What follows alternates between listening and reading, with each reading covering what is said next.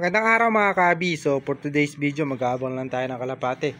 Abangan natin yung mga niload nung second lap derby Friday. So araw ng linggo ngayon, kaya mag-aabang tayo. So ito yung mga stock bird natin. Ayan, magtatayan yung dalawa na yan. Mukha pang mas bata yung anak kaysa dun sa yung tatay dun sa anak. Ayun o, nakita niya. Ito yung anak niya, ito yung tatay. Quality. Sana mapagsimilya pa natin pag sinalang natin ulit tong tatay niya. So ilang beses na kasi natin na-try, kaso wala kang similya yung mga iniitlog nito. So titingnan natin sa mga susunod pag binreed natin ulit, titingnan natin kung magsisimilya pa. So sana makapagsimilya pa natin. Ito yung original na speedbird natin, yung Falcon line natin. Ayan, gandang kalapati. Quality. Ayan, so abang-abang lang tayo ng kalapate habang tinitingnan natin tong mga stock bird natin dito. Ayan, so ito yung blue bar natin. Ayan, breeder na rin natin yan. So galing to kay paring Sadyan. So shout out kay paring Sadyan. Ayan,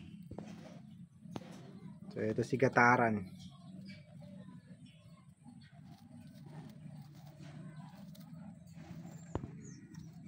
Blue bar natin na ginawang breeder. Ito mo may sakit, may one eye cold ata itong isa na to. Ayan, o katatapos lang sa one eye cold, so hindi natin alam. Ito yung kapatid na buo to. So sa nagtatanong sa atin kung kapatid daw ba yung nilalaban natin na buo ni Jefferson, ito yung kapatid na buo ni Jefferson. Ayan, checkered. So bali second clutch to.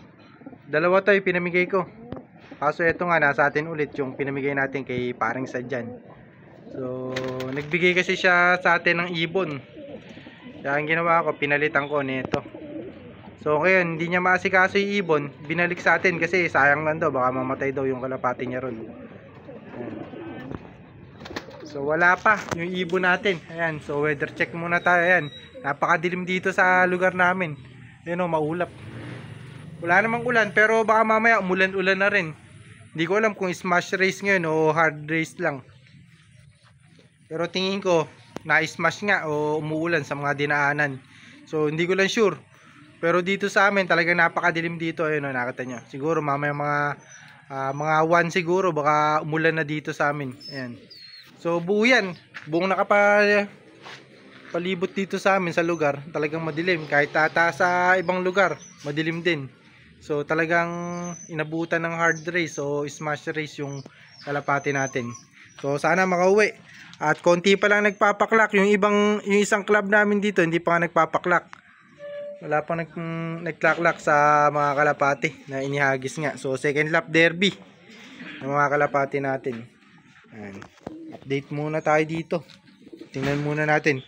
Mga blue bar kasi trip ko ngayon na i-breed. Dati choco, kaso hindi tayo nakapagpalabas ng choco. Nakapagpalabas tayo ng choco, kaso namatay. So ngayon trip natin puro mga blue bar na. Kaya yung mga pinapakita ko sa inyo puro blue bar. Ayan, so kahit na hindi magkakalahi, ito dalawa na yan magkalahi. Ayan, mga Falcon line natin. Etong dalawa na to, ito magkaiba ng lahi kasi to.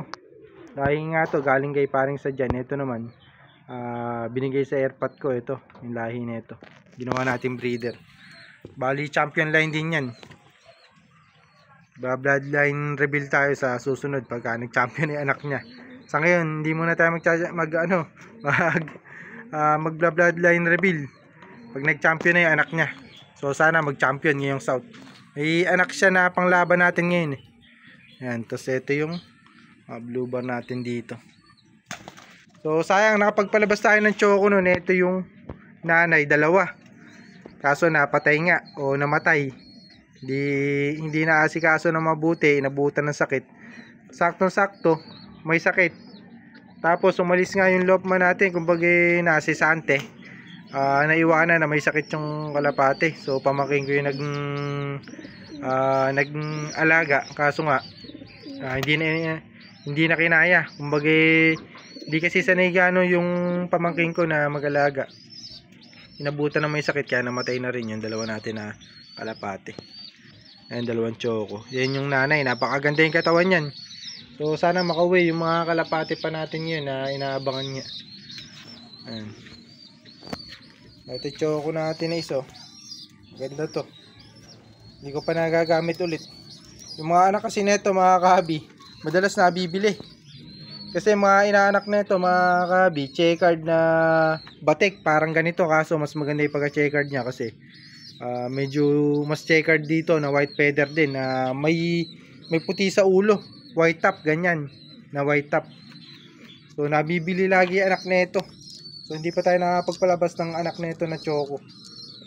Kung nakapagpalabas tayo baka i-stock natin. Ito Taiwan line naman to mga kabi. Itong hen natin na yan, Taiwan line yan.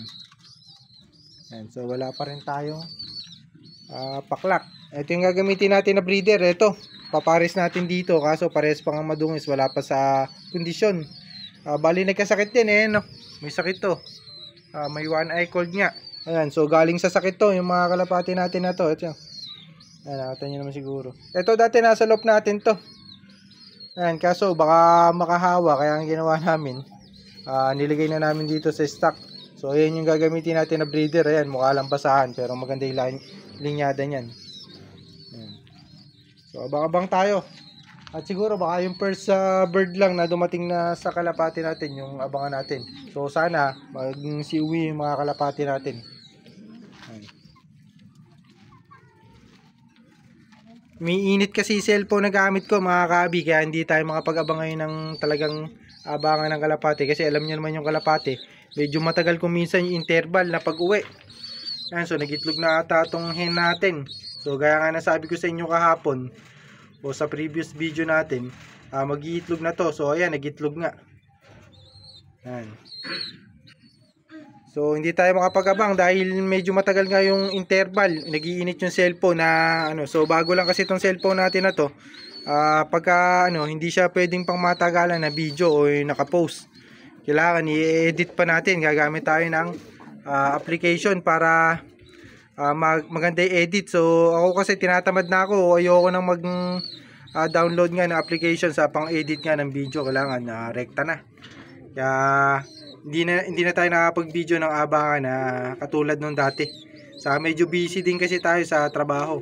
So yun nga, abangan natin yung unang ibon kasi masyado nang humahaba yung video natin. Pakita ko sa inyo yung unang ibon natin na dadating.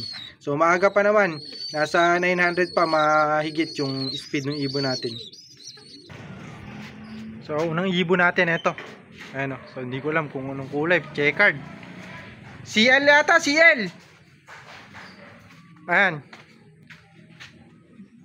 Umikot pa. Black checkered eh. Checkered lang. Ay, checkered mo. Ayan, sige na. Ayan, so unang ibon na nakauwi sa mga kalapati natin. So bali kalapati pa nang kasama natin to. Ayan o. So update ko na lang kayo kapag nakauwi pa yung mga kalapati natin kasi mahaba na yung video natin. Ayan, yung unang paklak natin na ibon. So happy flying sa inyo. God bless.